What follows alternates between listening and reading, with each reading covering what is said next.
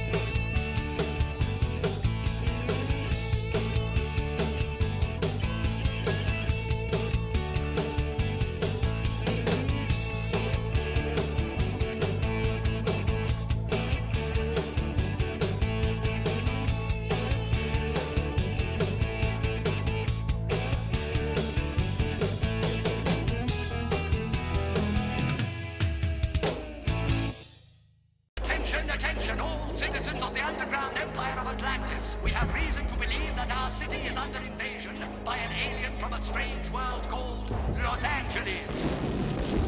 Any invasion by aliens is counterproductive to the future of our great city-state. Meet Wanda, a typical California girl who took a very untypical trip to Africa and found herself on a journey downward through a bottomless pit that led to the center of the earth. Where are you from? From out of town. It's dangerous for strangers in Atlantis. People get kidnapped. Wanda has found the adventure of a lifetime and the romance of her dreams, if only she can live through it. Find this girl and lots of lotto money will be yours. It's you!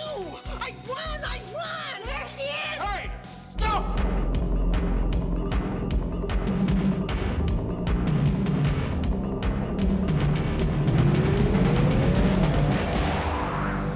Kathy Ireland is Wanda, and Wanda is the alien from L.A.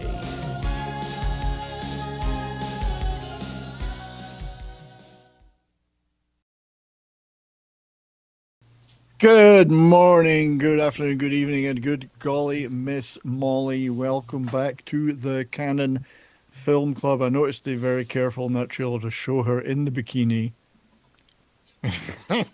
Yes. It's Well, very sensible. We'll get to it, but We will. yeah, We will get to yeah. it. So, what the reason why some of us were laughing watching that trailer, just because of that bikini. Let me tell you. so here we are. Welcome to the Canon Film Club.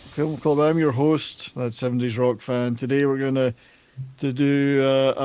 be diving deep, literally into one of Canon's strangest and most fascinating sci-fi movies, Alien from L.A.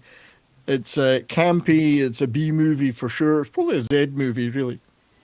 Over the top, quirky, future noir underground setting. It's got underground empires, authoritarian villains, lead performance that launched a number of cult debates. Mystery Science Theater. Who knew Atlantis looked like a bad flock of seagulls video? That's right. Yes. This is peak late 80s Canon films. It might not be a polished movie, but it's a sincere movie, and it's very. It kind of reminded me of the Mars scenes from Total Recall. Yeah, right. Yes, there's all sorts All of. it needed was a chick with 3 boobs, right? That's right. Yes. I was looking for it, but it wasn't there. So it's a reminder that sometimes some of the weirdest Canon movies will kind of stick with us, and they're the ones that you'll remember years later. and this is one of those late 80s canon, 1988, peak late 80s canon when things were going downhill rapidly. But anyway, welcome back to the Canon Film Club. Thank you all for being here, and thank you to my great panel for being with us. How are you all today, gentlemen? Swell. Fantastic. We're doing great, man. It's good to be back. Yeah. Pope is he's feeling the heat, so he's decided to shave his bald head, and it's looking good. I think that looks bloody good on you, mate. Yeah. Yeah, looks awesome. I like your T-shirt as well. It's a nice T-shirt. Yeah. This weird guy just sent it to me out of nowhere. I don't know where you know what? I didn't even think to put mine on. I am sorry. Well, I'm not you could take your shirt off now and put it on now. It's all right. I'll stay the course, sir. Stay the course. 1,000 points of light. How are you doing, Brian? I'm doing very well, thank you. Yes. Obviously we had a little bit of a blip.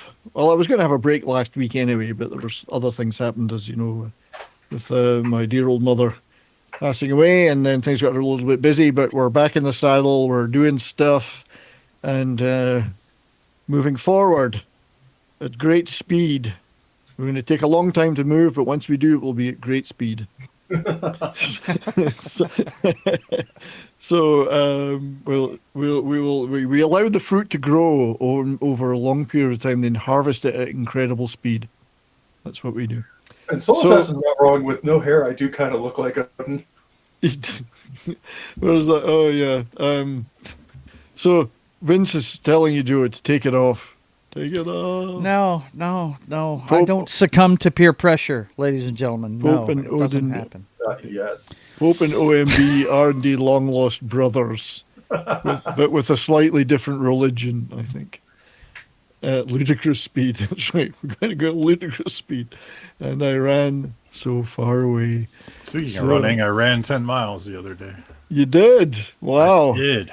And that's at that point you realized that you had no way of getting back, so you had to run 10 miles to get back. Nah, my wife picked me up. I see, the thing is, when the Bears are in the playoffs, I get nervous, and I run off that energy by actually literally running. So this is the first time that's ever happened in a long time. Oh. Yeah, I was trying to say, it's been a while for him. Let me tell They you. beat the Seahawks in 2010. That's the last time. Well, there you go. Well, good luck to them. But welcome everybody for being here. We're obviously, as usual, on YouTube. We are also over on Rumble, the Green Machine, and on Twitter. And I think I'm doing the vertical thing on YouTube, although I couldn't find it. I am curious. I don't know where I couldn't find it, but it says it's doing it. So it's made for phones. Let me check my phone. I'll see. Oh, okay. Well, I've got my phone here, although I've got my phone in that kind of mode. So because I have a fold, if I fold it, we'll see what happens. Maybe it's still showing me the normal one, but somebody out there might know the vertical. Yeah, I'm seeing the normal one too. Yeah. Well, never mind. It was just an experiment. And besides, I'm looking at the vertical feed, and you can't see any of us in it. We can see Supergirl, and then two blank windows. Can see Supergirl. So, what are we here for today? We're here to talk about yet another canon film. Now, this one is canon at that time was in an interesting position because in 1987, not that they ever had a lot of money, but in 1987 they made Over the Top and Superman 4 and Masters of the Universe, and I don't think any of them really made any money. So, Superman 4 particularly. So they were in a little bit of trouble. So things got very, very tight around. When we did that episode, wasn't Masters of the Universe the one that actually bankrupted them? It was, and that was 1987. So things were getting a little tight by now. What I didn't realize was that in the late 87 and early 88, they made a series of fairy tale movies. We were just talking about this before we came, including a very well-regarded live-action Snow White. Ironic that low-budget, almost bankrupt canon could make a better live-action Snow White than Disney themselves. With an unlimited budget. Yes, so we might actually take a look at that one eventually and talk about that movie, because Diana Rigg starred as the Wicked Witch. Wow. Yeah. And she is the fairest of them all in that one. Why wouldn't she be? Yeah. But 1988... what else did they do in '88? They did Bloodsport, Hero, and the Terror. Were two of the other '88 movies. Hero and the Terror. I remember that. Yeah. That's a Chuck Norris movie. Yeah, Yep. Chuck Norris. So Bloodsport was also in '88. So they were still giving it their best shot, but things were looking pretty grim. Yeah. Although I gotta say, Bloodsport had to have made money. Oh, I think it probably did because it totally didn't cost a lot of money. But then the thing is, they'd already spent that money 5 times over on something else. That's the thing with Canada is they leveraged themselves into the ground in the late '80s because they were just like, yeah, they only spent $1 million a movie, but they were making 80 movies a year. Totally leveraged, yeah, absolutely. So leveraged up to the hilt. But so let's take a look at some of the stats from Alien from L.A. Released February 26th, 1988, the day before my birthday. Just as a hint to everybody. Limited domestic release and virtually no international release because they really marketed this at VHS in the end. Like a lot of the later movies. It didn't go straight to VHS, but it was not really going to get a big theatrical push. Budget supposedly under $1 million. There's no official budget, but we'll talk about that in a minute because that's cheap even by those days. And every penny is on the screen. Every penny is on the screen. No box office is available. No box office, according to this. It says Toxic Man Flu must have written this. But later on, like all Cannon films, it covered the shelves in VHS rental stores and had a bit of home media success and achieved cult status, not least because of the Mystery Science Theater 3000 episode on this, where they mercilessly mock it. I'm going to have to look that up and watch that. I think it's on the YouTube. You can watch it on YouTube. They mercilessly mocked.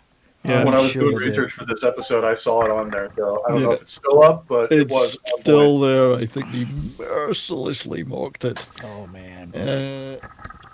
So I also like when we do these. This is early 1988. So I wanted to look at the competition. Now this is nominally counted a science fiction movie, although it's really got a large fantasy element to it, which we'll talk about as we go on. But this is what it was up against in that era: RoboCop. Predator. Yeah, you're not beating RoboCop. Yeah, no. Predator. This is what people expected. So I guess when they went to see this, if indeed they did, they'd be, that's a bit. Oh, they're up against the Princess Bride, Willow. Princess Bride, Willow, Kira, which is awesome. They live, Alien Nations. So people were looking for a little more money on the screen, perhaps. They're up against like multiple different legends of '80s movies. I know they really were up against it here, but even just RoboCop and Predator, it's like, yeah, you're not winning that fight. Yeah, exactly. And if you look at as you say, the two fantasy ones at the bottom, Princess Bride and Willow, I mean, all-time great fantasy movies. So very tough competition. Well, the Soul Assassin says, sorry, I gotta go to the chat here. It's funny. The Alien from L.A. film is pay to view, but the MST3K is free on YouTube. So, yep. Yeah, Tom and Andre couldn't buy enough copies of Masters of the Universe because they were too young at the time. But yeah, tough competition for them at this time. So they were unlikely to capture the zeitgeist. But God bless them, they were still trying. Right. So let's talk about how this movie came about. I will share. So first of all, the artwork doesn't hurt. No. Yeah, no. Hell no. She's the selling point of the movie. What are you talking about? She is. Now, those of you youngsters that don't know who this is, she and Elle Macpherson defined Sports Illustrated for a very long time. Okay. Well, we're definitely going to talk about that. Oh my God! When we get to talking about our lead actress Kathy Ireland, her first movie. I always think of Kmart. Well, she's Kmart, yeah, and we're definitely a spokeswoman for Kmart. Yeah, we have pictures, don't worry. Oh. So it's not bad artwork on this. I like the that's a weird one because it says Uma Expresa de Grupo Paris Films, but it looks like Spanish, so I'm not quite sure what's going on with that one. So in 1988, what happened was that Canon were producing an adaptation of Journey to the Center of the Earth. Yeah. Okay. So this is a missing in action type story where which came first, the sequel or the prequel? Right. Le Adventure Fantastique. There's the French one. The VHS cover is always how these should really be seen. Yeah, you got the VHS. So hey, I like the painting of her in the jeans. That's pretty cool, man. I know, that is a cool piece of art. So anyway, they were producing this version of Journey to the Center of the Earth, and Golan and Globus were unsatisfied with the director at the time, whose name was Rusty. I keep calling him Lemonade, but Rusty Lemon Rand. Rusty Lemonade. Rusty Lemon Rand efforts. It just wasn't working. I mean, God knows how they could be critical with some of the movies that were made, but never mind. And they approached Canon's stalwart Albert Pion to salvage this movie. Now, he agreed, because he was known as a man who could make things for cheap and get them done on time and make them as good as they could be. So they went to him and said, well, we'd like you to take this over and fix it. He said, well, you know, I could do that. There's Albert there, Canon and B-movie stalwart director over the many, many movies. We've talked about him a number of times. He and some of his movies he'd done for Canon were Dangerously Close and Down Twisted, many of which shared the same cast members as this movie. So he said, I can fix it, but I've been working on my adaptation of Journey to the Center of the Earth, and I'm calling it Alien from L.A. So if you let me make that one, I'll fix the other one for you. So they said, yeah, go ahead. And he said, and also I'll take no fee for Alien from L.A. and I'll make it for under $1 million. And they went, you're our man. The price is right. The price is right. Because he could do it. He could do that kind of shit. And he shot it largely in South Africa to reduce population costs. That as well, production costs. He did finish Journey to the Center of the Earth, but they turned it into a sequel to Alien from L.A. and released it in 1989.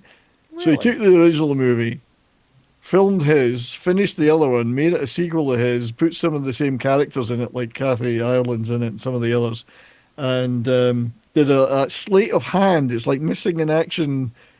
Right. Script became Missing in Action 2, became the prequel to it just went round in a big circle. So Kathy Ireland's in both playing the same character, and so are some of the other actors. And the writers for these, it's funny, the writer for Alien from L.A., writers for Alien and Journey to the Center of the Earth were two sisters called Judith and Sandra Berg, although they're under different names in the credits. They now make Hallmark movies, dozens of them. And they're hugely successful making Hallmark. Well, when you look at it, a lot of those Hallmark movies have the exact same business model that Canon did of just make really low budget, but make a ton of them. Mm-hmm. Exactly. So they write a lot of those and they churn those out, and they're extremely successful at those. Apparently. It's like the Hollywood version of Shotgun Theory. Of if you throw enough stuff out there, some of it's going to succeed. That's right. Yeah. So they do all the Cottage at the Weekend and. With the two men, the man and the woman and the sheep, the kind of thing, on the cover. So it's a typical Canon film production story. That's right, D-Bud. It's very Canon. This everything about it is as Canon as it could be. Let's throw this thing together, reusing sets from Cyborg and other things, leftover stuff from other movies. There's a lot of Cyborg sets are in this and so on. So. Came to the casting though, so they had Albert got to go ahead, say, right, I've got to make this thing. Obviously, we're going to spend a lot of money in cast. Let's take successful supermodel Kathy Ireland and give her an acting role. She wanted to get into acting, and she plays Wanda Saknussemm. Wanda Saknussemm, which I always have trouble producing. A shy, nerdy, socially awkward valley girl and a waitress. Complete. She's got the glasses, the baggy clothes, and the most annoying voice Oh my God. in movie history. It's Fran Drescher level nails on a chalkboard voice. It is, wow. Yuck. Yeah, intense. you never forget it, but it's annoying. Yeah, that's just the one line. I know you might get to it, but that's just the one line that gets to me is yuck. That's right. Crazy. And apparently then in an interview with Tom Matthews in the Canon Film Guides, that tip to Austin, the Canon Film Guides, he said, no, that was her real voice. Oh, wow. There's some bad dubbing in here. I could see where people might think that it wasn't. But now, Wanda's character is named after the scientist in the original Journey to the Center of the Earth novel. Okay. Jules Verne. Well, I'll tell you what confused me on this. I don't know if you noticed or not, but her family name is the name of the restaurant that she works for. Is it? Look at her T-shirt. It says Saks. It says her last name on it. Right. Okay, and the sign outside says Saks, S-A-K-S. It just drops the news part. And she starts by wearing the sacks, and then by the end of the movie, she looks like this. Yeah, that's the thing, guys. You see this in the trailer, right? And this is the final scene of the damn movie. This is what you've been waiting for. This is what you've been waiting for. They frump her down for an hour and a half, and then you get what, 5 minutes? Because of this? it's a journey of self-discovery for her character. She gotta goes, peel the onion back. Is that what it is, bro? And behind her on the bike is Tom Matthews, who plays Charmin in the movie. Charmin. I mean, that body is worth $420 million right now. Yes, it is. She is a rich, rich woman, as we're about to talk about. But she's confident enough by the end of the movie to rock a bikini and give it to her ex-boyfriend. So here's Kathy back in the Sports Illustrated days. Oh, my God. I have no idea how she became successful. I had that poster. Yeah, I did. Yes. I'll admit it. But yeah, she is supermodel, sometime actress, but extremely successful businesswoman. I know it's hard to look up there, but check the eyes, man. She's got some piercing eyes. There's just orders to it. So you mentioned Kmart. Yeah. She was the big force in Kmart advertising and lingerie advertising, and she's business as a businesswoman unparalleled. She's created all these brands. Person. Yep. Very smart person. Yeah. She did do other movies. This is possibly her best known role. It was Destiny Demeanor in Loaded Weapon 1. I wonder which movie they're parodying here. Gee whiz, that can't be the Basic Instinct. She has eyes. She has eyes. She was in the sequel, Journey to the Center, but this I remember this role very well. Destiny who Demeanor. doesn't, man? That's great stuff. Yeah, yes. but she didn't really once her business stuff took off. I don't know. As Michael said, she's worth hundreds of millions. She's a very smart woman. Good for her. She's also, get your bag, chick. Yeah, she's also a devout Christian and anti-abortion advocate. Yeah, wow. She's a very level-headed woman, which is unheard of in the business and entertainment world. Indeed. Well, that's probably why she didn't particularly want to stick around in the entertainment world. She certainly didn't appreciate, apparently, people in the casting couch approach to some movies. So she was not into that. So anyway, she was in. I must watch Loaded Weapon 1 again because I want to see that scene. I just want to look at that again because. One of those scenes where the VHS copy, that scene is just like kind of weird. It's kind of weird. Rewind it over so many times. Yeah, because quite frankly, she looks better than Sharon Stone, I think. Oh, God. Oh, yeah. She's much more gorgeous than Sharon Stone, no doubt. Ooh, so, nice. But anyway, moving on from our wonderful star to the guy that plays her dad. I really don't know too much about this guy. So, Richard Haynes, South African actor, plays Professor Arnold Saknussemm.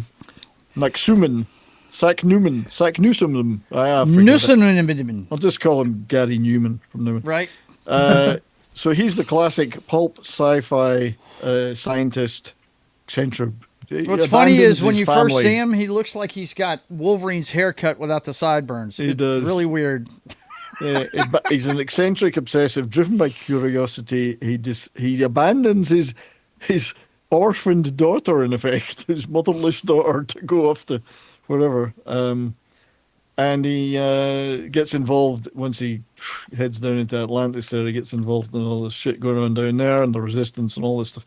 But she's keen to find him. Well, she thinks he's dead, but then she realizes he's not, and she wants to find him. South African actor, very, very little about him on the internet, funnily, although he did apparently appear in a very famous South African television show. Although there are two actors called Richard Haynes, one of which may be him and one of which may be not. So Austin not being here, he might have been able to tell me, but because it was filmed in South Africa, so they wanted to use a few local guys. The main male protagonist that helps Wanda, there's no romance aspect to this, but he helps her out grudgingly, is Guten Gus Edway, played by William R. Moses, is a rugged, tough miner, hard as nails prospector with a very, very inconsistent Australian accent. Yeah, he came off like an Aussie. And what was it with the 80s? The guys all wore shirts 3 sizes too big for him, man. It's ridiculous. Yeah, that was the style. And you Canadians that love this guy, his was flannel. Flannel. He had a flannel shirt. He was a miner. If he would have been a lumberjack, it would have been perfect. Right. I'm a lumberjack and I'm okay. Yep. So, but his accent, it's fascinating when you listen to it because it's part Australian, part South African, part Irish, and then at other times slips back into Californian. So it's really weird. Anyway, he was quite well known at the time because he was a regular on, not a show I've ever seen, Falcon Crest. I know of it, but I've never watched it. I watched Dallas, goddammit. That was the only soap worth watching. Falcon Crest was one of those many nighttime soap operas about the time of Dynasty and all that. Sure. And he's back in that world now. He's done numerous soaps and TV movies and stuff, so he's still a hard-working guy. He also was in Mystic Pizza, though, so he nearly made it in the movies. Okay. He's the guy on the left there. Nearly made it in the movies, and then it was back to TV, really. So, but he's done all right. He's still working, so good for him. The love interest, Tom Matthews, playing Charmin, and I thought at first that was a toilet paper reference, but apparently not. Apparently not. It's short for Prince Charming. Handsome, roguish adventurer who briefly helps Wanda and develops feelings for her. I think he was only meant to be in it for like a minute, and then they decided that she needed a love interest, so they would put him in it a little more. Right. He gets about 10 minutes worth, although he just kind of comes out of nowhere and what's he doing? Yeah, here, you know? He just appears in a hallway she's running down. Yeah.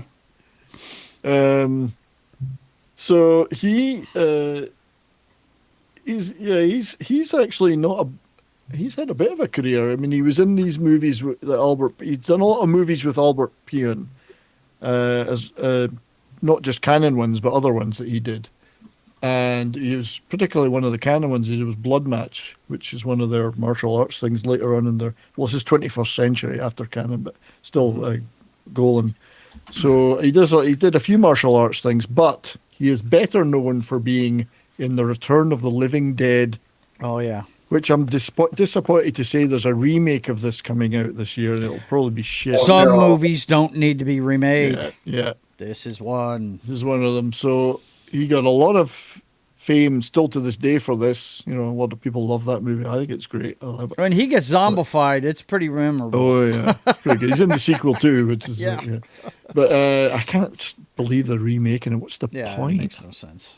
Anyway, he also was in some of the Friday the 13th stuff. This is part 6, Jason Lives, playing Tommy Jarvis, so he gets a lot of love for that too. So he's quite well known in the genre world, as it were, and still working hard to this day. So not a bad guy to have in just for 10 minutes in your movie. Mm-hmm. Good for a cameo. Yeah, good for. So a lot of people played multiple parts in this movie, whether that's to make it cheaper or just to give them some fun. This is Janie Duplessis, who played the main villain, General Rykov, who is a woman, but I did hear a couple of people in the movie saying he, so it was a bit weird. Maybe maybe Canon were ahead of their time. Could have with been transgenderism. Yeah. Is she the same one that's running around with the hypodermic needle trying to knock She her is. out? She also plays Shank. Yeah. The hypodermic needle woman. Noticing a trend with canon films. Wasn't there one in Hercules as well? There was a M to F, I think. In Hercules there was, but that was a real life one, not just somebody playing the part. So it looks like modern day Linda Hamilton. Man. It does look very. See, this is what this movie is like, though. It's full of references to other movies. Yeah, little bits and pieces. Some of them are overt, like the Wizard of Oz stuff, but some of them, like this, are just let's make it look a bit like Linda Hamilton because Terminator was popular, and it's kind of got a feel of that. And Rykov's the main villain, ruthless, authoritarian military leader who hunts Wanda and her father because I think she sees them as a threat, and she wants to invade upstairs in the alien world, which doesn't exist according to the authorities, though. No, doesn't exist. No such thing. No such thing. But if you find somebody from there, they'll pay you money, even though it doesn't exist. So she's a South African. The typical rhetoric line of it's not happening, but if it did, it would be a good thing. But if it did, yeah, that's right. So she's a South African actress and model, still active in media there today. I think she's also moved into, outside of acting, into other things and does okay there. Limited filmography, but I found two fascinating movies that there she is as Shank. Yeah. I mean, Pope, you must have been out with a couple of girls that looked like that, and and I don't mean Kathy Ireland. Just kidding. It's nicely lit, though. I mean, the thing about this movie, and we'll see it when we look at the stills, it looks pretty good for its money, you know. Mm-hmm. Like I said, the underground scenes kind of remind me of like the Mars scenes from Total Recall, kind of with Blade Runner in a lot of ways. There's a Blade Runner ethic noir feel to it. There's stuff that looks like other like Demolition Man underground stuff, although that may have been later, I don't know. But I think Demolition Man was like 93. Yeah, but it's got that feel to it, and they did go well. So she was in a couple of movies called Maneuvers, Afrikaans movies. But the reason it caught my eye, was Maneuvers and Wild Maneuvers, is they starred Arnold Vosloo of The Mummy and various other Hollywood movies. So there's one for the ladies. Who knew he had hair? He had hair. Wow. That is Arnold. Wow. It looks. What's the guy behind him doing? Yeah. Oh my goodness. So that's Arnold had Vosloo. to make it weird, didn't you? Had to make it weird. Arnold Vosloo. It's the Minnesota DNC recruitment video. But Arnold went on to be in a number of Hollywood movies. I think The Mummy is the one I particularly remember. But he's doing others. Mm-hmm. For sure. The chief of police in Fry have an excavator. I've never watched an Afrikaans movie, so even with subtitles. So they had this guy's possibly the biggest star of all of them. If you look at his Deep career. Roy. I saw his name in the credits when I was watching the beginning of it. I said, "No way!" Yeah, he's Deep in this? Roy, who plays Mambino, crime lord, the boss of bosses, the boss of bosses, in a wonderfully eccentric performance. Born in Kenya, of all places, and he's of Comics Division stature. And Culture Casino. Yep. So Deep Roy has been around a bit, as they say. He's done pretty well for himself. Very long, interesting career. He and Simon Pegg have something in common. They are the holders of a unique science fiction trifecta. They've both been in a Doctor Who, a Star Wars, and a Star Trek. They were Star Trek together. Yes, they were. Yeah. Good catch. Talons of Wing Chai. So there's the Talons of Wing with Doctor Who. He's actually got a quadrifecta, if that's a word, because he was in Blake 7 as well. Oh, yeah. But so there he is in Doctor Who. There he is in one of his Star Wars roles. He was a Yoda stand-in. Imagine, what's your role? I'm Yoda stand-in. He did costume work and double work for Yoda. And there he is. As penis here or something. He's playing Droopy McCool, who I always thought was a cartoon character. He's part of the friggin' band Part of the band, in Return of the Jedi. Return of the Jedi, yeah. It's Jabba's Palace band, yeah. Yeah, and there they are together. There he is. He plays. He was supposed to have a speaking role in this, but for some reason they cut that. He was annoyed. They cut the speaking part. So. Yeah. But yeah, he has this trifecta, but he's got one better than Simon Pegg because he's got a quadrifecta, being in Blake 7. He also played. He was in the Never-Ending Story. Right. He was in. He played every Oompa Loompa in Charlie and the Chocolate Factory. Yeah, sure did. Every one of them. That's pretty damn good. Yeah, I couldn't believe when I saw Deep Roy was in this. I was like, wow. Yeah. But also, to me, his best role, and the role he probably enjoyed the best, because who wouldn't enjoy this one? He was, that's the Blake 7, sorry. That's when he was in 4 episodes of Blake 7. He played Princess Aura's pet. Yes. In Flash. Now, that's a role I would have done without having to speak. I don't care. He got to work with that chick and Kathy Ireland. Dude, Deep Roy must be hung like a mule. He's hung like a bull elephant, apparently. Why do you think they call him Deep Roy? Deep Roy. I mean, they call him that for a reason. And he's still a very successful actor to this day. I mean, he's been in hundreds of things. Good for him. He probably doesn't like Peter Dinklage. He's probably had less work since Peter Dinklage opened his mouth and said, that whole community wants to pimp slap Peter Dinklage, man. Yeah. So, Deep Roy is a catch to get him in this movie. So I'm just going to keep looking at this picture. Right, you need to. By the way, Dude Broseph 420 is over on Rumble's side of the house. Good to see you, buddy. Yeah, I'm over there having a look. Yeah, good to see you, Dude Broseph. He wasn't in Harry Potter, was he? Did he play might have been Harry Potter? Somebody would have to look it up for me. Yeah, because I didn't watch any of those. Peter Shrinkage. He was in Transformers. That's right, Vincent. Yes, he was in Transformers. I was going to say something. Oh yeah, I've been trying to work to get around this talk studio, not incorporating the Rumble chat by using Social Stream Ninja and some other stuff, and I had it working, but it didn't let me do it transparently. It was a window, and I couldn't get it to post the posts on YouTube, so I didn't have to have it in a window. So I'm still working on that.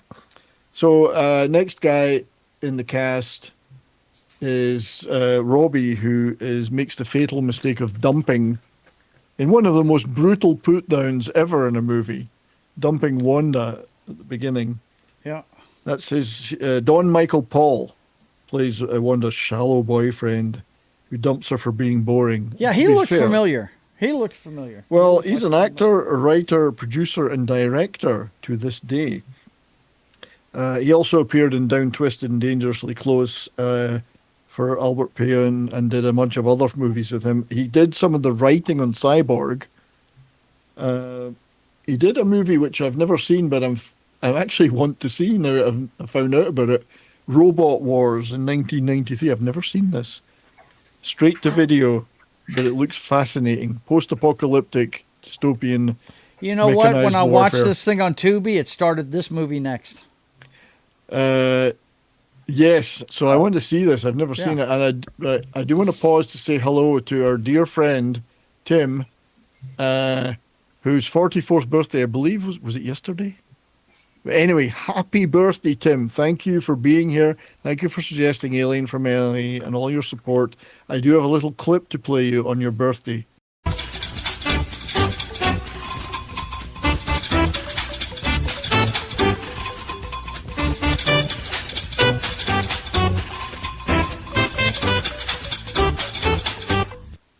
So that's for you, Tim. Happy birthday, Tim. Happy birthday, buddy. May you have a great day and many more. And many more. We brought Kathy Ireland to this show just for you. Just for you, pal. Just for you. Yes. And that was obviously a nice clip of the Swedish chef wishing you a happy birthday. The whole sequence of that is great. It's like 2 minutes long. Swedish chef doing happy birthday. It's really good. So anyone that's ever seen Robot Wars, let us know if it's any good. I don't even know who else is in it, but probably nobody. Who else is in this? We're not going to go over everybody in detail. Linda Carriage plays Rorius Fricky. She also plays Auntie Pearl, the woman at the cafe, the takeout. She's an Aussie with a background in Marilyn. There's Auntie Pearl. Background in Marilyn Monroe impersonation. Wow. She spent many years. She even did I think it was a Playboy thing as Monroe, dressed as Monroe. So that was her early career. She also appeared with Albert Pion in Down Twisted. There she is. Oh, easy on the eyes. I wouldn't say, I wouldn't kick her out of bed for you, Joe. It's You're married. Stop it, Brian. She also appeared in a movie called Surf 2, 1984 comedy parody, also known as The Nerds Strike Back. The reason partly it was a comedy was that there was no Surf 1. So they just went straight to Surf 2. Sequel to nothing. It looks pretty. It has its points. I'll give it that.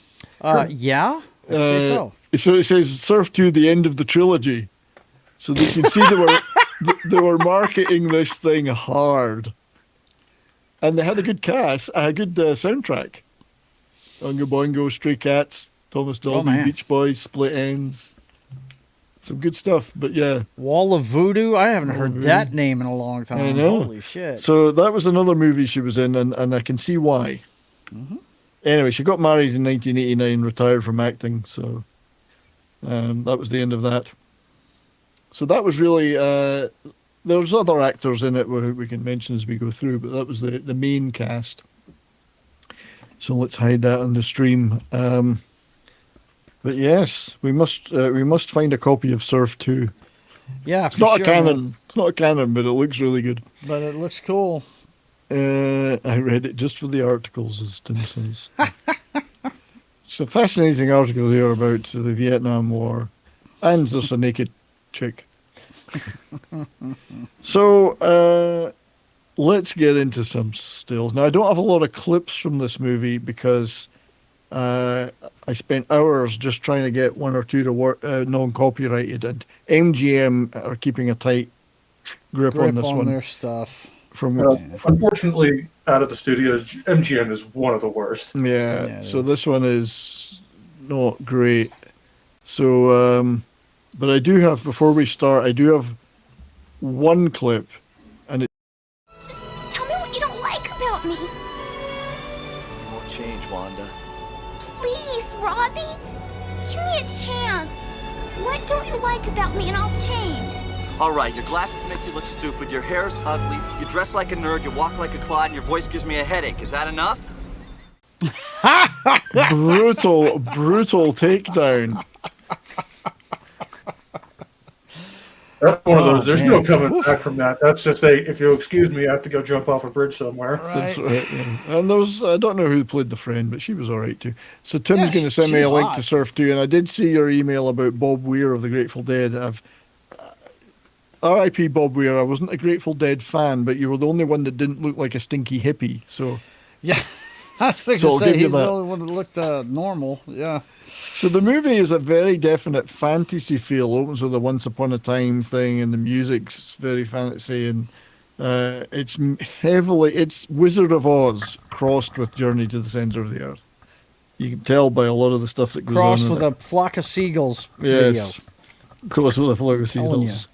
The aesthetic is all flock of seagulls and Blade Runner. You're right about that. Down and as you go through it, Blade Runner, it's got stuff from Raiders of the Lost Ark, and it's got Beyond Thunderdome sequences. Yes, I thought the same thing about the Fight Club they had going on down there. Yeah, it's got Metropolis vibes in certain areas with the city.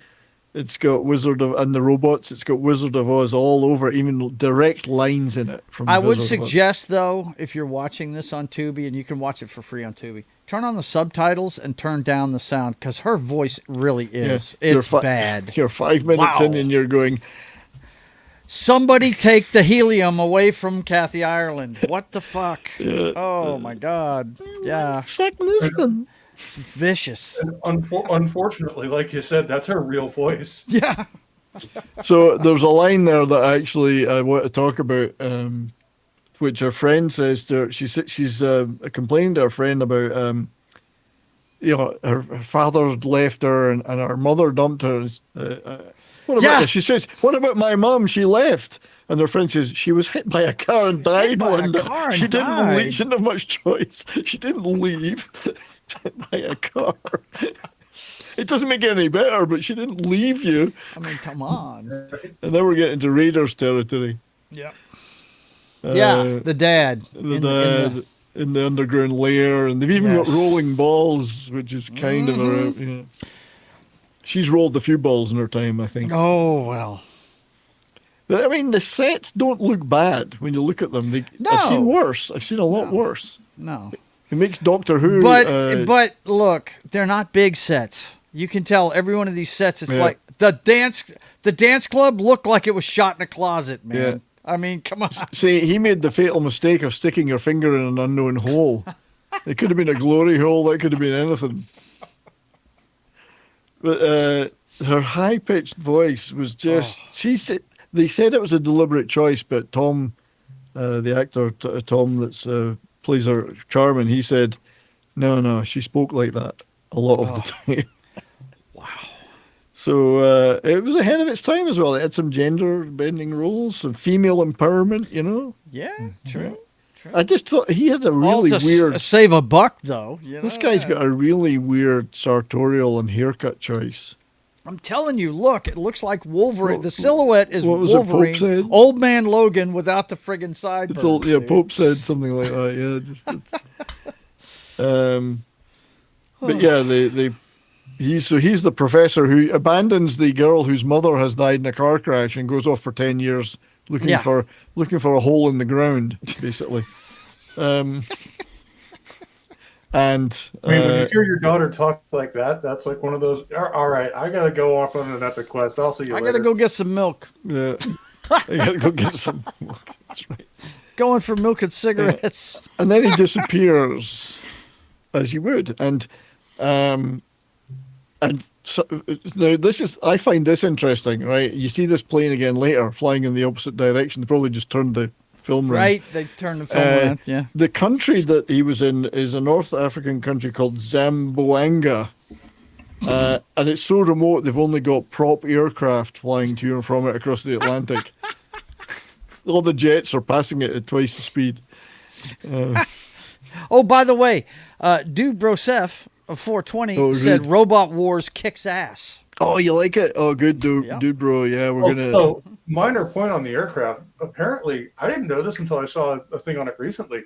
Apparently, the DC-3s were flying in some parts of the world until like 2017. Oh God, yeah. Yeah. Locally as well. I mean, between African countries, absolutely they would be.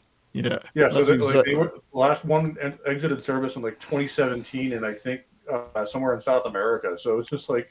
It's not unrealistic that they'd be using one. No, I think you're right there. So Robot Wars kicks ass. But I cut the last S off. Kicks ass. No, then Robot Wars is in our future, then I can tell. Mm-hmm. It's in our future. Excellent. Yeah, if you get a good shot at the T-shirt she's got on, which is a nice choice, the cut-off T-shirt. Yeah, I mean, she doesn't look It says that bad Saks Museum or whatever last name is. I do like this burger joint, though. It's very... retro Californian sock hop kind of wonderful. thing, yeah. Wonderful, yeah. It looks. There's other movies that reminds me of. And you said that the other waitress's name is Auntie, so she must be the one that owns the place. I think she does. They got the same last name, right? Yeah, she does. Yeah. I think so. That's why she's the auntie. It's not just a honorary title. She's the actual auntie. Yeah. Subwanga. Sounds like an Australian insult. You're a real subwanga. Blue. So this guy here, he plays multiple roles. He's also Crassus, the consul that lets them go in the end. Yes. So this actor's. I don't know if he's British. They're saving every dime they can, brother. Yeah. It's a Canon film production. Exactly. I don't know if he's a British actor, but he lives in Britain. His name is Simon Poland, and he's an actual scientist with a PhD. He's like the Dolph Lundgren of Britain, I guess. He does medical technology stuff, but he still acts as well. So he's actually PhD candidate right there, and he wears a pith hat, which is a bit weird. Right, I noticed that off the bat. I'm like, what? He's taking the pith. And meanwhile, they've got a black guy slaving away behind there, working in the. Oh yeah, I meant to bring this up. Okay, you just saw the name on the shirt there. Yes, but yeah. First of all, there's a huge trend. It spans across time of these beautiful supermodels with thick eyebrows. Did you happen to see they had to have doctored up the cook's eyebrows? I think it was making a joke at her or something. Did you notice that? How big his eyebrows were? They were huge. They looked like two caterpillars on the top of his face. I can go back. I can just go back a little. Yeah, I don't think he had one. He had his hat down. I didn't see it. No. Okay. Yeah, check it out on your own. But yeah, he's only in that scene. But when he looks up, I'm telling you, they look like my fingers as eyebrows, man. They're super thick. They had to have done that on purpose. It was crazy. So she gets the letter from somebody, a mysterious person, that her father is dead. Well, I mean, strictly speaking, he disappeared, but they've said he's dead. He did fall down a large hole to the center of the earth. Mm-hmm. So this is her trigger to go off and become the person. She's going to get on a plane and she's going to do stuff. She's going to shed her fears and go. Because the girls can do stuff now. No, because she got dumped by the friggin' surfer bum. Yeah. The good-looking surfer bum, because she would never do anything. So she's got to break out of the mold, man. It's a story of personal overcoming fears. It's growth. Yes, it's personal growth. She reads his notes. She finds his notes. She is not a Mary Sue. She actually has a hero's journey. Yes, she does. The thing about this is, and there she is on that same plane with the nose ring. And she's heading to something that looks suspiciously like Cairo, but is supposed to be in some other South Africa, right? Yeah. And so there's this actor here that plays the mysterious Paddy Maloney. Yeah. His business partner. He's got the wonderful name of Lochner de Kock. So they probably wait a minute, Lochner from Heavy Metal. Lochner de Kock. And this is Paddy Maloney. He also plays Professor Ovid Galba later in the movie, the one that helps him escape with his rocket. Oh, is that the same guy that comes up with the Wizard of Oz balloon for him? Although I call him Ovine Gobbler, Professor Ovine Gobbler. You can't make this shit up, folks. I'm telling you. So he's playing two roles as well. So what's interesting about this is that he tells her, well, he was excavating in the basement of this apartment that we rent here, because it just so happens the place they rented has access to the center of the world directly under it. I mean, they could have rented any apartment. But luckily they got that one. I mean, talk about a stoned hippie. Yeah. And then she passes out. Well, this is it. I mean, I wondered if that was the fantasy. This is the Wizard of Oz piece. Yeah. She falls asleep and wakes up, and then this whole adventure happens. Yeah. And she says, as she said herself, I'm not in Kansas anymore. Mm-hmm. You know, so did it actually happen, or was it all in her head? All right. It probably must have happened because her father reappears. Her father at the end of it is there. Yeah. So. But they make it look like it didn't really happen. So but the balloon's there. The balloon thing that got him out of there is there. So now we get this very canon-esque story that the Atlanteans were aliens, which means we're all aliens because we're all aliens. There's no way we ended up on this rock by happenstance. Yeah. No. So some of them, though, were still in their big spaceship and sank to the bottom of the earth, to the center of the earth. Have you ever seen Brooke Shields' eyebrows? Yeah, I've seen them. Yeah. Oh, so Vince Womack he spotted it, Vince. This is the Dull Surprise movie. So in MST3K, when they're talking about Kathy Ireland's acting. They said she's got dull surprise as her. She acts with dull surprise, like, oh, crazy, weird. If you do want to buy the MST version, you can buy Volume 26 on Amazon for $16. There you go. It's like the ones I sent you. Yeah, there's 3 other movies with them. So. You'll get Girl this. is fine as hell. That's all I can say. Yeah, and you'll get some quality movies on that. So she is the alien from L.A. because up top are the aliens that come down. But then the aliens, she's an alien visiting the aliens. That's it. Where does it all end? The Atlanteans are from Atlanta. That was the other MST. They kept saying, why are they going to Atlanta? And it does look a bit like Atlanta. Dirty, crowded, full of dangerous people. And there's the rumbling balls. There's no street signs that say Peachtree, though. That's right. This is the Raiders of the Lost Ark with the rumbling balls. If you ever get rumbling balls, you really should do something about it. Yes, you should.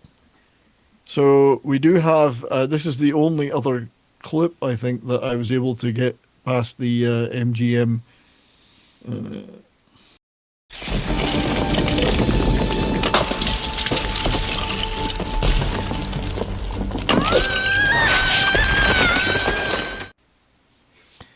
Even her screaming is wildly high pitched. She screams in that voice. So I have to give Albert Pierre and the crew credit, though. They did really well with how little they had there. Yeah. Those scenes are quite effective. There's a lot of movies that spent more that look cheaper. Yeah. They've great lighting, great use of smoke and other things. You know it's a cheap movie, but it doesn't look like they didn't try. No. I think is what I'm trying to say. My biggest thing about it is some of the framing of the shots. They really, they could have, they shot everything straight forward. It's never above at a dramatic angle. You know, they didn't do any of that. They had no time for any of that shit. Yeah, they're just straight on. There's the Kansas line. So you couldn't get more blatant Wizard of Oz references than they put in this movie. Yeah. So it's more fantasy so far than it is sci-fi. Yep. But it's classed as sci-fi in many ways. But notice that they've totally frumped her down, man.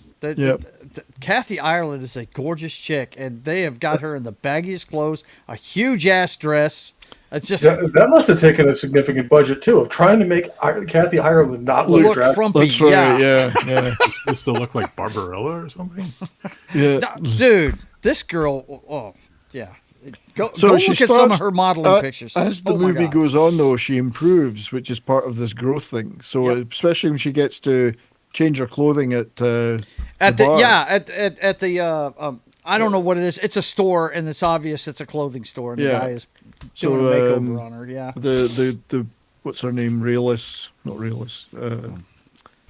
Chorus. Mm-hmm. She offers her some more appropriate clothing, and she gets her hair done too. Yep. To fit in more, but it actually looks better. So in here we're introduced to the Aussie pretend. Well, this is the Mad Max, but they had to have somebody with an Australian accent. Yeah, they did. This really reminded me of Mad Max. Yeah, the whole miner thing. Yeah, I kind of like the sequence where he hits the guy in the back of the head and then chokes him, and then it's kind of neat. So he's a miner, and those guys were trying to steal his claim, and she stumbles upon that, and it kind of helps her. He's like, I don't know why he doesn't just smack her one when she starts talking. I don't know. I kind of like the Mormon girl next door look. Yes. I mean, there's some hot women in Utah, you know. Hello. The Mormon girl next door look is good. It's the Mormon girl in your own house that isn't so good. Yeah, true.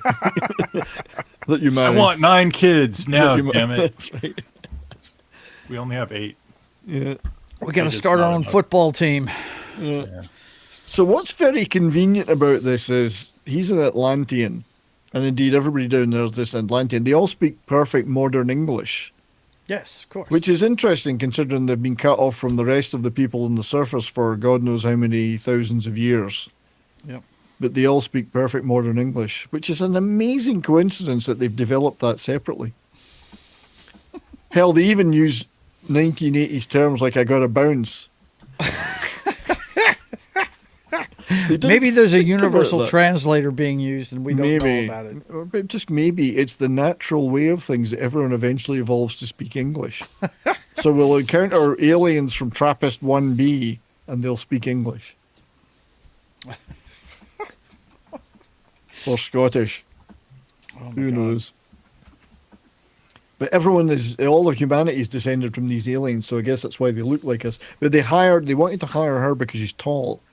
And she's taller than most of the people underground. So they keep calling her the big-boned girl. Yeah. Mm-hmm. That makes her sound like a lesbian, though. It does, man. The big-boned girl. That was what's that singer from Alberta, country singer? Constant Craving, K.D. Lang. She was one of her things, the big-boned girl from Alberta. So. This is weird. I don't know whether that's meant to be a robot or just someone that got stuck there and is, Nah, I think that was supposed to be. You know what that looked like to me? It looked like that thing that turned what's his name in Big into the kid, Tom Hanks. You know what I'm talking about? That thing you saw on the waterfront. Yeah. I know. Witch machine. Yeah. That's the big one in Big. Yeah. Hail to Zax, my fellow Canadian prisoner. It reminded me of 40K Nerds out there. It reminded me of some of the servitors you'll see where it's basically, it used to be human, but now it's integrated as part of a computer system, essentially. That's right. Because Warhammer is the worst possible timeline. Yep, exactly. That's very like that, yes. So this is her introduction to the city, which you saw the skyscaper. That's what it looks like Blade Runner when you see the whole city, and a bit like Metropolis, but then Blade Runner copied Metropolis. Everyone should speak like me, you daubers. Gives a break. Books. I've read a few books in my time. So hello to Dude Bro, still hanging out on Rumble. I see you there, buddy. Good. Thanks for chatting away there. If anyone's watching on Twitter, good to see you all in there too. And if anyone finds the vertical stream of this, let me know, because I didn't set up a separate one. I don't know if you're supposed to, or if it just sets it up itself. Who knows? I'll try and see if I can. You see, I've been doing a lot of shorts recently, and I've had over 100,000 views on them this month. So I'm all for the vertical format. It seems to do quite well. Right? Yeah. It's so this is Calgary then. Yeah. It's Calgary, except there's more ice in Calgary, and I don't mean that ice. But now there's our introduction to General Zorkov. No, whatever her name is. I can't even remember the names. It's that bad. I mean, it's the typical generic bad guy name. Yeah, General Zorkov, General Zykov, General Zardov. General Zardov. Wait. What? General Rykov. I was right one of the times. General Rykov, and I'm pretty sure they keep referring to. At times they say she, and other times they say he. So, I'm not sure if they were going for a deliberately androgynous look, but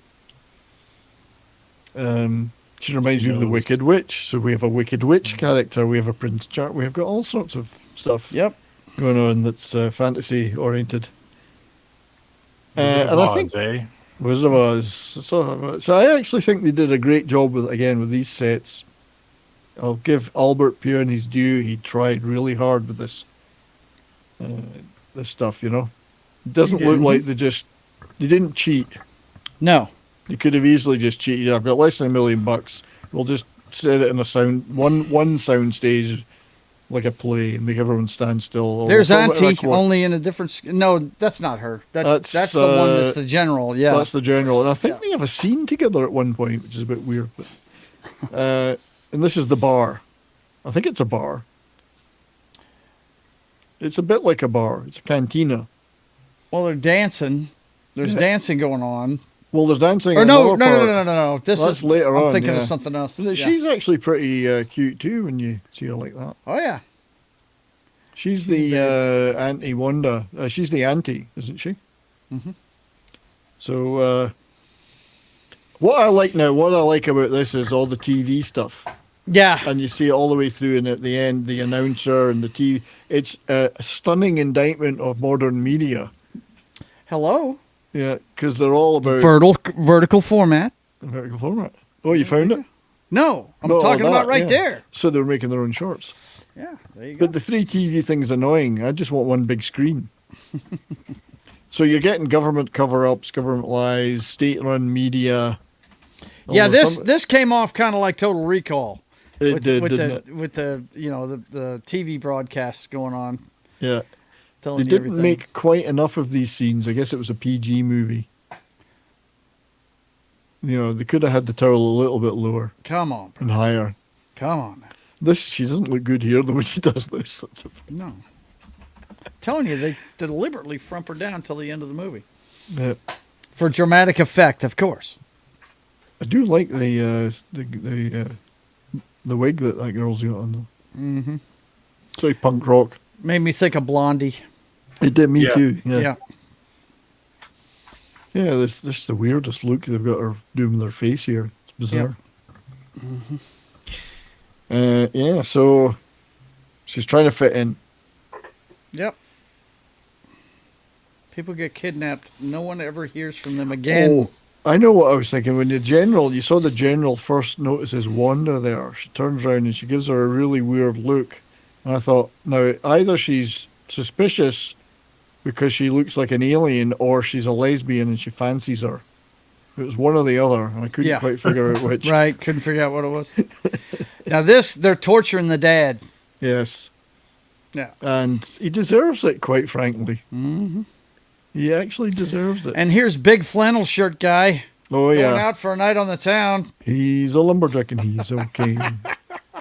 He jumps and skips. I he mean, wait presses till you see this guy wildflowers. dead on. His shoulders go out to here, man. I mean, it's ridiculous. Cut down trees, jump and skip. I like to press wildflowers. I wish I'd been a girl. No. Just like my dear papa. And hang around in bars. Yeah. This part of the movie, just from this point onwards till she appears in a bikini at the end, is just kind of goes. And It it's meanders. Like, it meanders. It has no sense of direction whatsoever. there's He's not trying to enough help action. her, though. We do know that. He's trying to help her. He's trying to help her for various reasons. He's trying to get back in with his girlfriend there. Right. She's trying to, and then this is where I call Studio 69. Yes! It's Studio 69. This is the nightclub that's in a closet right here. Studio 69. Check out the fucking playroom table. There's That's right. And she offers her some kind of probe here. Lubrication. This is where they spent most of the budget, I think. right. But it has an upstairs. That's right. Yeah. Matter of fact, I think this is below Fight Club, isn't it? Doesn't she walk her upstairs right it's into all Fight in Club? one. It's all in one very convenient walking distance. It's a 15-minute city. Oh yeah, the worm sandwiches. Yeah, And Homeboy was digging it too. Yeah, Every time he I don't know was. if you noticed or not, but every time he took a bite into it, it screamed. Yeah. So, indeed. Well, I mean, I think at this point you'd prefer the rat burgers in Demolition Man, wouldn't you? Right. Yep. Well, it's one of my favorite movies in any Sly Stallone movie. He eats it and she goes, "You know what? It's rat." Yeah. And he keeps eating it because it tastes good. Yeah, shrugs his shoulders. So what? Skank got her. Bubbles and Squeak. Gave That's her a the good one.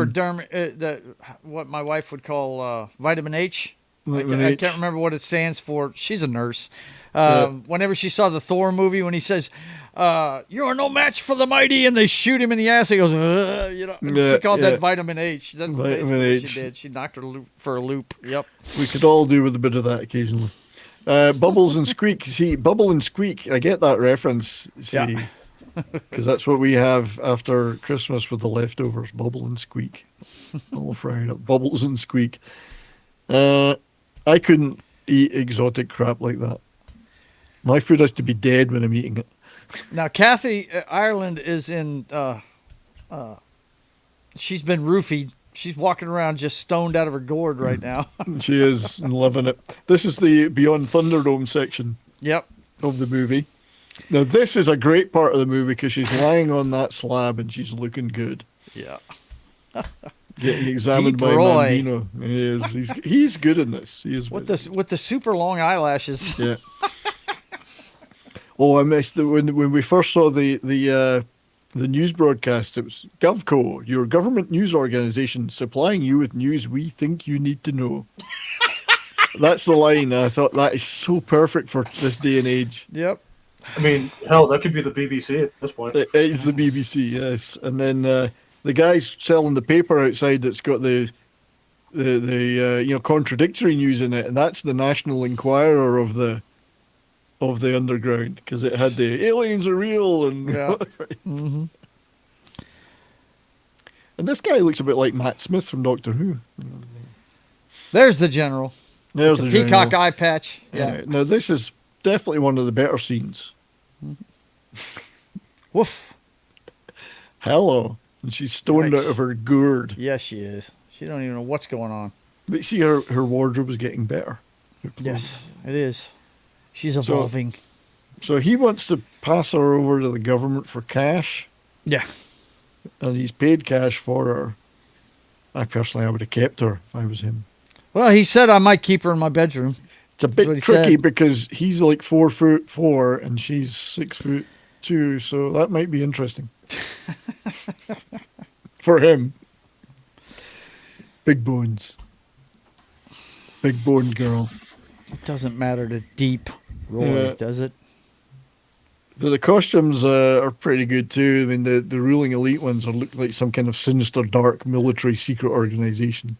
I told my film students back in the day, if you have the right people in charge, you have the right people for the job, you can make a low-budget film look like Citizen Kane.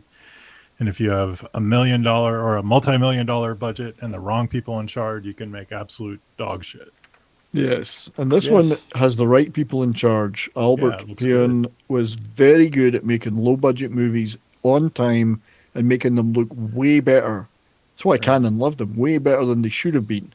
Yep. You know, they did repurpose some sets from other stuff like Cyborg. There's a few bits and pieces that repurposed, and costumes. So Cannon was good at that. The makeup jobs on these guys are pretty damn awesome too. Yep.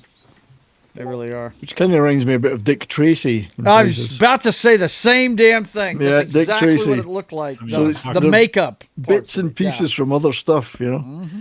I mean, that's a good example of putting billions into a movie and In a movie and it being shit, yeah. Zach's my friend. That is indeed the Kathy Ireland. In this, it was her first movie, and for her, she probably wished it was her last movie. Wow, yeah, the poor girl. We found out she couldn't act, and her voice is hideous. Wow. But yes, Zach, that is indeed Kathy Ireland, and I think it's at that point it's beholden of me to remind everybody that this is what she actually looked like. Hang on. So there she is in Loaded Weapon 1, Kathy Ireland. No, the poster is what you got to show people, dude. Come on. So this was that's Kathy Ireland right there. It is the Kathy Ireland in this movie. Yes, this no, we're not kidding. Multi-millionaire, successful businesswoman now, and still probably looking pretty damn good. Still looks great, man. Yeah, still looks great. I'll pull up some pictures for later on. Yeah. So she did do a few movies, but then decided making hundreds of millions of dollars was preferable. So, right. She was indeed a dime. She was several dimes, several shiny ones, I would say. So this is where they try and get into some action in the movie, and it kind of meanders about a bit. People are chasing her, there's fights. There's not enough action in this movie. That's the only problem, I think. Yeah. These scenes could have been better if they had more action. A few gunfights, a bit more chasing, a bit more... It's very static because of the way they built the sets. So that is a problem. There's not enough action in it, I think. Like if they'd had a bit of a chop socky martial arts feel to it, they would have covered that genre too. They might have done better. Right. Could have put Jean-Claude Van Damme in it, playing the cyborg. Yeah, the action is supposed to be in your lap. She had eyebrows before they were cool. Yeah, But she's Yeah. starting to look better. Give her that. Yeah, she's losing the nerd. She lost her glasses. Now, this is an interesting point because whilst the government has denied the existence of aliens and a surface world and all that, they also are quite happy to offer money for to catch these supposed non-existent people. Looks like Total Recall. Total Recall and a Yeah. bit of the Running Man. Now, You got a lot of nerve sticking your face around here. yeah. Yep. You should Welcome call. to the party, pal. Richter, see you at the party. See you at the party, At the pal. party. I'm looking for Quaid. Quaid. Watto. Richter. The big bone girl. Yeah. So, Brian, when's the first time you watched this movie? I saw this movie on VHS in the, I would like to say the early to mid 1990s. So I didn't see it when it came out in 88. It wasn't until much later. So probably around about 94, 95. I saw this on VHS. Hell, I think they were even making DVDs of it by then. And I thought, okay, that's canon. I'll take a look at that. Didn't recognize any names in it because I didn't even know who Kathy Ireland was. Not that I probably hadn't seen her picture. I just didn't know the name. Didn't know the name. Yeah, Didn't know the I was name. fixing to say the SI cover and posters were famous, man. Yeah, but I recognized Albert Payun because I'd seen other movies that he was involved with. So, I thought, well, you know what? It'll be good for a rental, and it was a lot of fun. Hey, a Walkman. I used to have one of those. I had one of the first Sony Walkman. See, I wouldn't be saying find Wanda San Kusumun and kill her. I'd just say find that Wonder Woman and kill her. I can't say that surname. Wonder Woman. Yeah, this part of the movie, and this is where they introduce Charmin. He just folds like a bunch of tissue paper. And it's a bit weird. I mean, yes, they had a love interest for her, but what is his role in this society? I wasn't quite sure. Is he a rebel? Is he what is he? And why is he dressed like a sheik of Araby? So they have a bit of fighting. And he immediately falls for her. Given the time constraints of the movie, I guess that makes sense.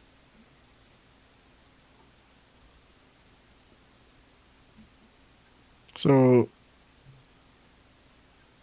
there you have it. Splendid. I told you I'm busty. So, the bit of this is where really the fight, there's only two real fights in the thing. I mean, there's earlier with Gus and then this one. Is that really your voice? Did she say that to him or did he say that to her? Yeah. It's a fairly dull movie in places, Diva. Dude Grosef, you're right. It doesn't really... The first part's pretty good, the ending's alright, but in between, despite the fact they've done their best to make it look good, the action doesn't drive it forward. You know, it's more like a series of vignettes. There's a word for you. Right. Rather than a full-on, you know... yeah, this is exciting. We're going here. There's this happening. There's that happening. Because I've kept it fairly tight with the sets they've used to do the little action there is. They really needed wider open spaces. They needed a chase, like a Mad Max chase or something. Yeah. Hey, Brian, I got to head out. Oh, you got to go, mate. Well, thank you for being here, my friend. Anything you want to... No, I'll be back next week. I don't know what you have planned for next week. And Joe, I'll just be gaming, probably gaming next week. Yeah, you missed the wild card show Saturday morning. We're doing one more Saturday this Saturday. Yeah, at I'll 10. join you for that. I was going to tell you that. I think Yep, we might no be problem. doing a gaming stream. I got to get started on Clear Obscure Expedition 33. All right. No, I have nothing going on. I'm just busy with personal things and Getting just kind of healthy. Getting I've healthy. just enjoyed jumping on other people's broadcasts for now. So Good to see you, though, mate. Thanks for being here. all right, I'll let you get back Take to care. it. Thank you. Oh, Cheers, buddy. Burden and Boarding. Bourbon and Boarding Saturday night, yes. Yeah. So, and we'll talk about our matchup. So. Oh, all right, I'll be winning. Don't worry. Okay. Oh, she's had the makeover now. Take care, Dr. Yes. Jones. Good to See see you, you. mate. Bye. Yeah, she's had her makeover, and she's somehow fallen in love with this guy. And Prince Charming is busy beating up Freddy Krueger gangster. Yeah. Prince Charming, Prince Charming. Ridicule is nothing to be scared of. Adam and the Ants. There you go. Who remembers Adam and the Ants? I do. Prince Charming, that was one of his. Ant Music, Ant music is awesome. great record. And then there's what was the one he made with the Stand and Deliver? Stand and Deliver. That was Phil Collins produced that and played drums on it. Little known fact. Yeah, the movie kind of meanders a bit here. They find Professor. Yeah, I mean, the way they put him back together is really ham-fisted. She goes right by and says, hi. Exactly, yeah. Going by in the cop okay, car. we have a shorter time to write this. Let's, And then Professor Ovine Gobbler is introduced. This is what I could have done with some more clips, but I don't have them, so. And then they've got this weird. Now this guy, I guess he's the guy that runs everything. Lord Over. Lord Over. I know how Lord Over them all. Whose throne never stops spinning. That's right. Yeah, and they filmed this in the remains of Chernobyl, by the looks of it. So they got the two sides of the argument. There's General Lesbian is wanting to kill them all and invade the whatever's above, and Crassus there, who I believe was one of the trio with Julius Caesar and Pompey, one of the three plotters of Rome. He's more kind of, you know what, we're not really killers, and I'd rather they just went away and we could get on with our lives. They just need to leave. Yeah, they just need to leave. So, but Lord Over follows the Crassus model, much to to Linda Hamilton's disappointment. Now, yeah, there's the setup there. It's I don't know. A bunch of boom boxes strapped together to look like a computer. Yeah, there's some oscilloscopes were always great in low budget sci-fi movies. Who even knows how to use an oscilloscope now? I do. I do. I took electronics classes. Yeah, I know. Yeah, you were in the RAF working on instrumentation, weren't you? Yeah, I used oscilloscopes. Yeah, I used them all the time. Yep. All three of us do. My dad has like 4 of them down in the basement. That's right. So what really puzzled me was the fact that this was an advanced alien species advanced enough to fly through interstellar space, presumably at somehow above the speed of light, and all sorts of technology, and yet it looks like they've got a bunch of rusting, hulking old Earth crap for their equipment. Like, I think I would have made them a little bit more high tech. That might have seemed a bit more. But anyway, they didn't. Hey, you guys have never seen a mid 2010s, F-150 that things are connected by jumper cables. That's true. More Blade Runner looking stuff there. Yeah. Oh, there was I forgot there was an there's Escape from New York references in this. Twice at least they say to Gus there, I thought you were dead. I thought you were dead, yeah. Twice they say that to him. So they've even put that in there. Escape from New York.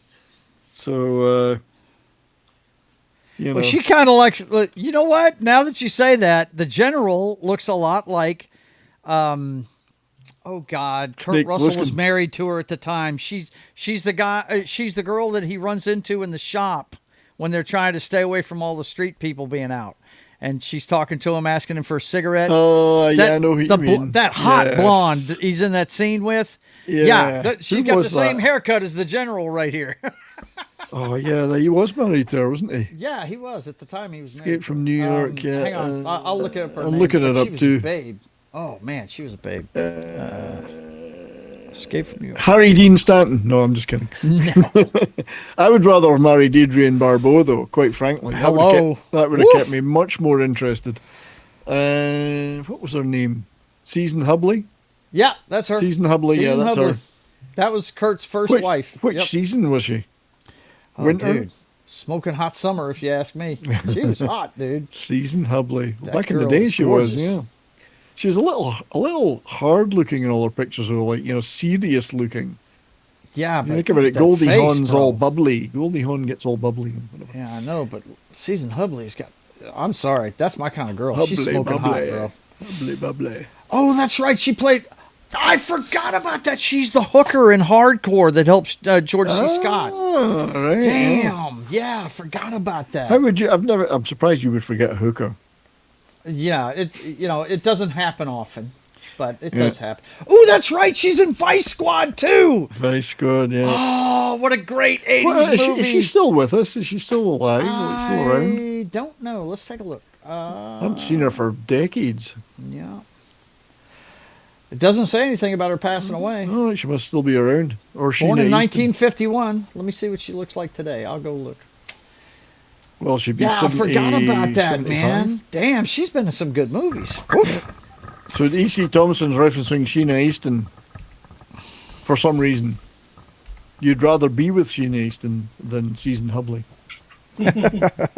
Sheena Easton, it always amazed me that she ended up teaming up with Prince, because I didn't see that one coming, because back in Britain, before she became known in America, she did all these cutesy little pop tunes, and she certainly wasn't seen as somebody hip, cool, or cutting edge. And there, all of a sudden, she turns up with Prince making records. I'm good for her. I mean, I'm not knocking her, but it was like, what? Right.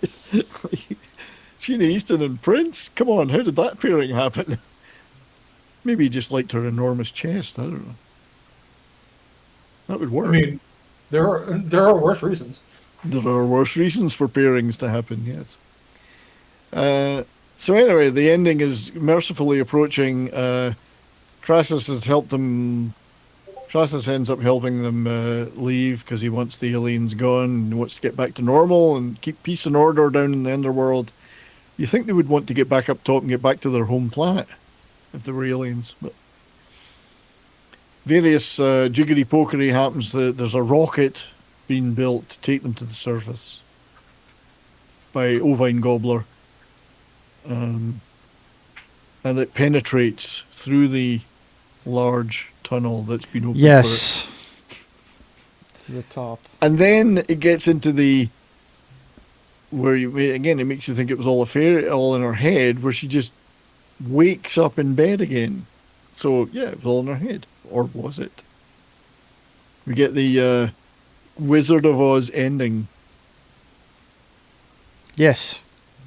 Where she wakes up and starts telling her about her dream, and there's Dad, and there's the balloon. Yeah. Yeah. So it did happen. Yeah. I still prefer the Wizard of Oz ending of A Fistful of Yen in Kentucky Fried Movie, where he's still got the flamethrower in his arm. It was all just a dream. Oops. Yeah. Anyway, I wonder who the. I heard girl she was went to now. Africa. This guy says. Yeah. Which suddenly makes her appealing. I was saying, I don't want to go out to get. She might have a horrible Is she disease. trying to get me back? Is that what's Yeah. going on? This guy, man, narcissist. Yeah, he is a big narcissist, and here she comes. Yes. Woof. Hello. There it is. But Robbie, I still sound the same. Yeah, but your boobs are out. Yeah, but you're hot looking. Yikes. Hot. What happened to her in Africa? She grew up. She got rabies. All right.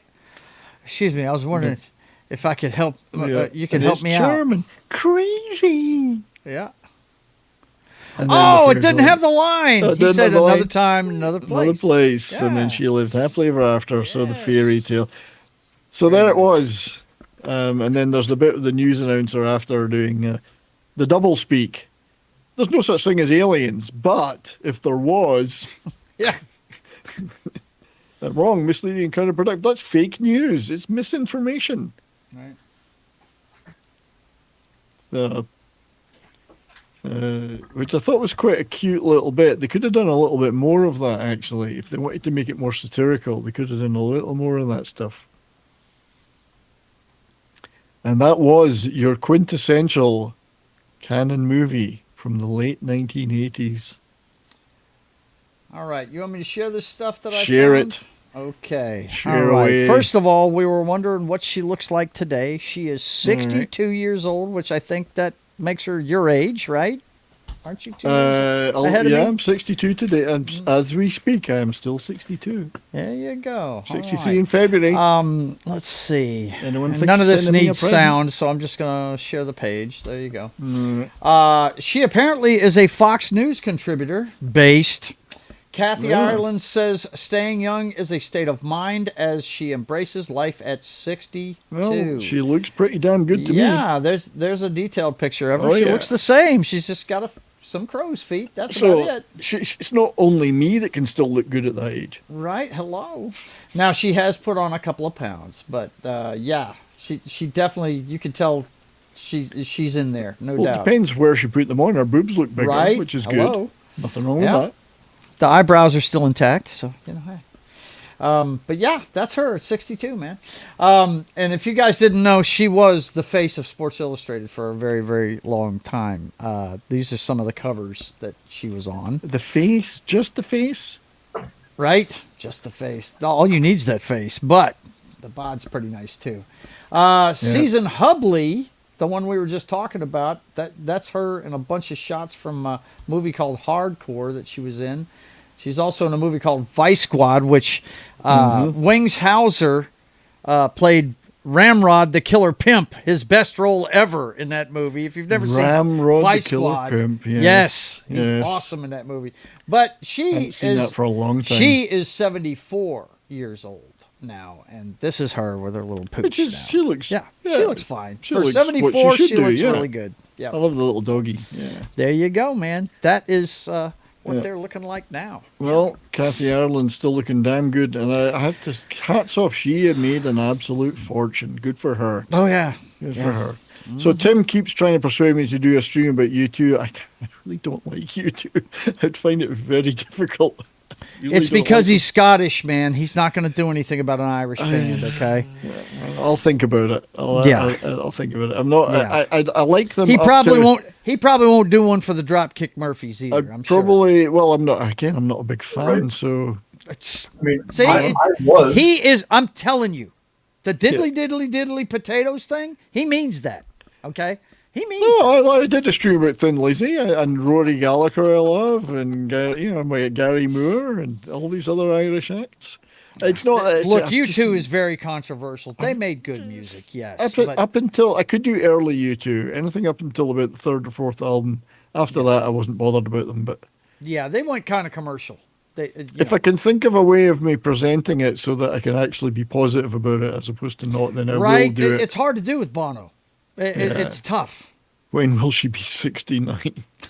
In 7 Wow. years, sir. Wow. In 7 years. Who knows? Tim, it's not that I don't want to do it for you. I did Alien from L.A. That was for you, buddy. Happy Yeah. birthday to you. Happy birthday to you. I have some music ideas. I still like Joe's idea, which is we do a show about fourth albums. Yeah, dude. Pope, yeah, I know you'd agree. How many bands, their fourth album was their biggest seller and most popular? I mean, Yep. God. Right. So fourth albums may be a good show to do. Everyone can bring an example. Led Zeppelin of, 4, Toto 4, Yeah. Foreigner 4. I mean, there's a bunch of them, man. Yep. Did I show you my Foreigner 4 thing? Yeah. Now we're finished with You did. But show it again. It's a beautiful thing. I do need to do Braveheart, although there's a few other movies I had before that to do. But so the Foreigner 4 set, Yes. yes, with the 4 CDs. You and need the to blow Blu-ray. yourself up when you're showing Foreigner, sir. Show them the So proper respect. this was The on greatest sale. rock band ever. So this is the Foreigner 4 complete set from Rhino. It's 4 CDs and a Blu-ray audio. Nice. And I'm looking forward. I haven't had a chance to listen to it yet. I'm looking forward to getting into all the different versions because I love that stuff and hearing all the different things. And the 4th CD is the I was fixing to 1981. say they had. I'm looking at the 4th CD live tour. Yeah. Yeah, and I saw them Awesome. on that tour. So Wow. saw them at Birmingham National Exhibition Centre. Robert Plant walked right in front of me. Wow. See, And it that's was when too you know late. you got clout. He just was When walking guys along. like that show up to your show, He walked man. through the crowd and then down towards the backstage, and they let him go back behind to the backstage area. He just walked through the crowd, and then everyone went, "That's Robert Plant." That's Robert Plant. Because he's from Birmingham, so it was at the Birmingham NEC, and it was a fun gig. I love these sets because they come with, a big booklet about the album and all the different people that played in it. This was only like about $35 or something. That's not bad. Yeah, it was on sale. That's a treasure trove, bro. Treasure trove. So Yes. I also got a few other things the other day. I got Noble House. James Oh, there you Clavell's go. Noble House Oh, with yeah. Pierce Brosnan. Not that was his best work, but No, but I thought, it's Umbrella in Australia. They do some really good sets. This Monkey. Has anyone ever watched Monkey? No. Japanese show, but based on the Journey to the West. Cool. Chinese stories. Fabulous show. I mean, this has got the superb action, but also comedy and whatever. If you have never seen Monkey, check it out. Just watch some clips of it. It's bonkers. This is the complete series. I loved that in the 70s when it was on TV in Britain. Dubbed, obviously. And then I got the this Rutger Hauer Salute of the Jugger, post-apocalyptic rollerball meets Mad Max type thing. Wow. Starring Rutger Hauer. This is a movie we're going to talk about one day. Cool. So that was my latest things.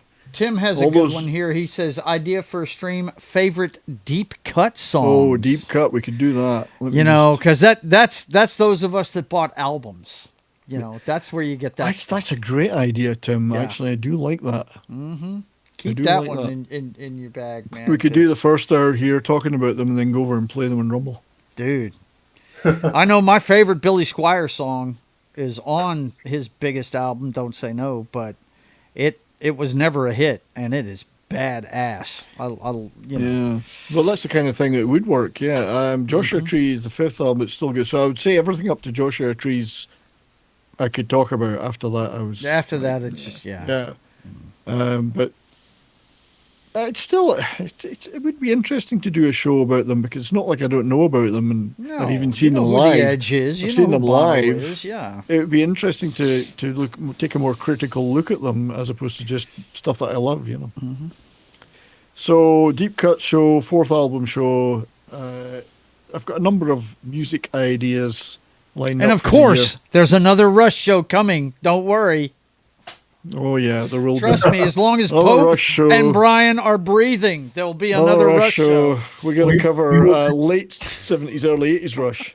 Yeah, so we will gladly take any excuse to talk about Rush. We will. Now I'm the guy. The way you feel about U2, it's the way I feel about Rush. I'm like, I still want to do an ELO show as well. So oh my God!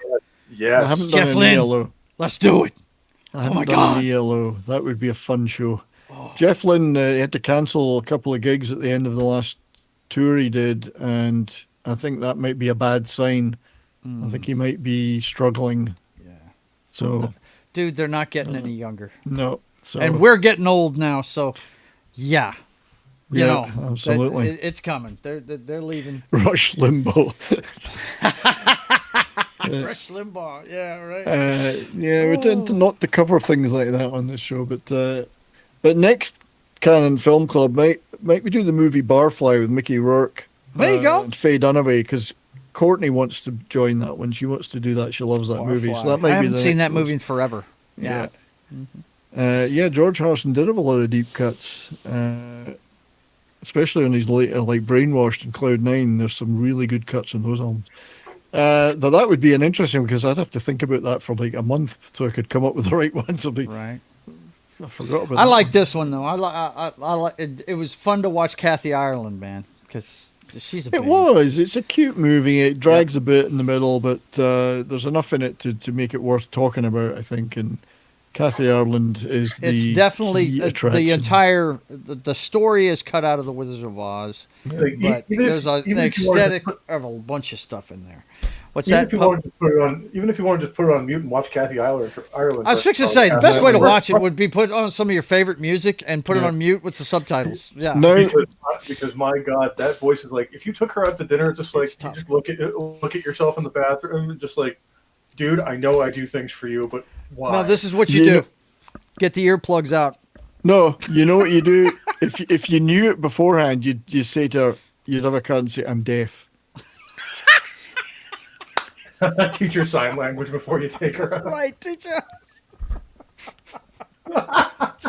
Oh, that's great. Oh my God. We're so crude. I'm so. Anyway, it's fun. It's comedy. It's fun. We're having fun. Look, boys and girls, you know, we can laugh and have a good time. We're not being serious. And that's what we do with the Rumble. She's good on top. That's what we do with the Rumble. That's what we do with the Canon Film Club. Yeah. So next week, I think I probably will just. I want to get started on this Exhibition 33 game because you're going to continue to flip flop between video game and prepped stuff. I think so. Just given my it's good for you, workload. that's for sure. Because and then I can. The whole reason why you started the video game stream is because you were wearing yourself out doing the prepping for all these. So and it's fun. We have fun doing them. Yes. It gives me a little bit more time to do videos and other stuff. So everybody, check my shorts out I've been doing. So I don't just do the vinyl shorts now. I've been doing other ones like 11 seconds of Chuck Norris staring someone into the afterlife, and so if you've not seen my shorts, don't eat them. I don't know if I want to see your shorts, Brian. These are. I might want to see that 70s rock fan shorts. Yeah. So your shorts, no. So I've been doing those. I had 11 seconds of Dolph Lundgren wielding the power. 11 seconds of. There was the 11 seconds of Jean-Claude Van Damme opening a package. It's where he does the gender check and hits the guy in the. That one had 32,000 views, so that's pretty good. So I've been doing those. Also, a couple of videos recently about top 10 TV shows of 2025. A review of the Who Live at Shea Stadium 1982 album. And I have a few other videos I'm going to try and do this week. So stuff is happening. We're getting there. Almost up to 2,400 subs. Working hard on it. So thank you, gentlemen. Obviously, we're going to redirect to you, Joe. Yes, sir. After this, it's Mass Effect again, isn't it? Part 14 of Mass Effect 3, my first time playthrough. I do have a special announcement. We're starting a series of watch-alongs.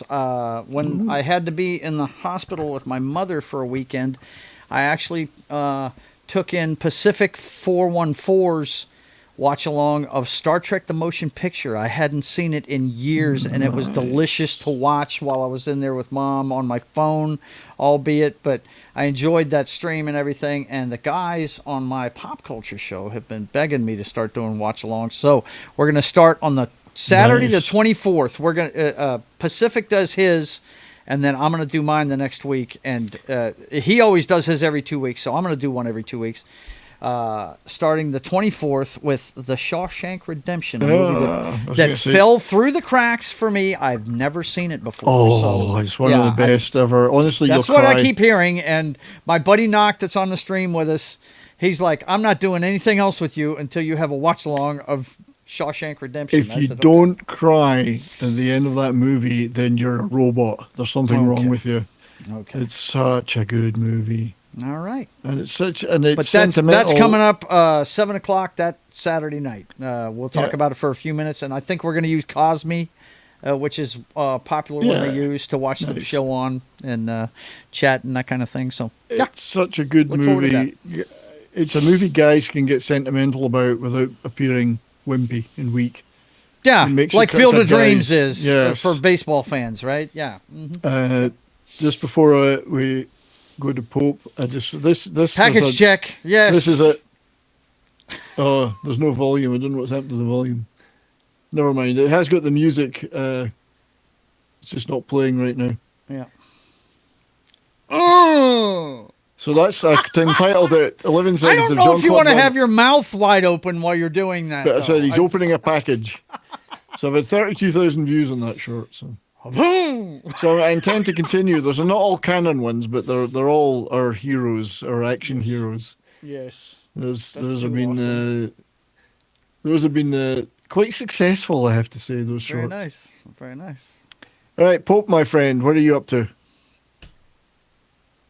Are you down to anything, or are you up to anything? He's muted. Oh, he's back. I'm muted. Yeah, I mean, I'm not up to much these days. I'm gonna be getting back to Midnight Mass here pretty soon, I think. Other than that, I'm gonna be on Big Bad Wolf's channel over on Rumble. On the 24th, we're gonna be talking about some King Diamond. We've been doing a concept album thing recently, so we're gonna go over a couple of his. And Nice. we just finished one on Operation Mindcrime by Queensryche, which is really great. You guys should go check that out. Yeah, I will do. Yeah, I will do. It's a good album. And other than that, I might be doing some more gaming stuff. I know I keep teasing that, but I've been having some technical issues because my graphics card's not getting any younger. I know how it feels. Right. Well, you'll not be able to buy one now because they're going to be super expensive from now Yeah, on. right. I missed my window. Like I bought my Yeah. PC in 2021 when they were super expensive because the chips. Yeah, weren't didn't one of the getting good. suppliers officially go out of business and it's almost a monopoly now? Yeah. Well, not only that, AI research is taking up all the freaking chips in the world. I know. But anyway, maybe getting back into that at some point. And well, other than that, we'll see what happens. Okay, mate. No, well, thanks for being here. Always good to see you, buddy. Always good talking canon films. I mean, they're always just a good watch, even if they're not like the best movie you've ever seen. Even if you're just mocking them, it's fun. But I was interested in that Snow White one we talked about. I didn't realize they'd done so many live action fairy tales, and apparently they I'm were there. quite good. Diana Rigg from the Avengers Yeah. as the Wicked Witch. I'm Whoa, gonna, I'm gonna down. seek out a copy of that soon and see if I can check that out for a future show. So Let's see. Let me go look real quick. Usually So, on IMDb, it'll tell you where you can stream it thank if you can. again to everybody for being in the chats. And we've got Dude Pro has been holding the fort down on Rumble. Thanks for that, mate. Thanks to everyone on the YouTube side. We will be, well, you'll see me later on Comics Division, Monday Night Meltdown, and tomorrow night, Cinderella 2000. I've got a feeling, Michael, that might be a porn, but we'll see. Snow White canon film is available on Roku channel, Tubi. Yeah, Okay, you I can might watch check- it for nothing. I might go watch it on Tubi then, just to see, because it might be, I'd like to consider doing that. Yeah. Tomorrow night, 32 Flavors of Nick Visor, Toxic Nick's channel. As always, we'll be doing Toxic Tuesday, and I want to say we're doing a Chuck Norris movie, but I can't quite remember. So go check Nick's channel out, and it'll say there what we're doing. I think we're in a month of Chuck Norris now, so we're going to be doing Missing in Action 2, which is the prequel, but it was actually originally Missing in Action. I don't know. I get confused. It goes round in a circle. So go Let's check see Nick if he's out for that. I'm looking to see if he's got a. I Doesn't love- look like he has one up for this He Tuesday hasn't yet. probably set it up yet. Yeah. So hang on, I might be able to tell you. Oh no, Delta Force 2. I think he's saying. Oh, okay. Could be Chuck Norris. Anyway, There you it's go. Chuck. It's Chuck. So you know. So yeah, thanks everybody. Hope you all have a great day and a great rest of your week. Thanks for all your support, everyone. We will see you again soon. So until then, stay well. Don't skip your meals and try to live your best life. Bye.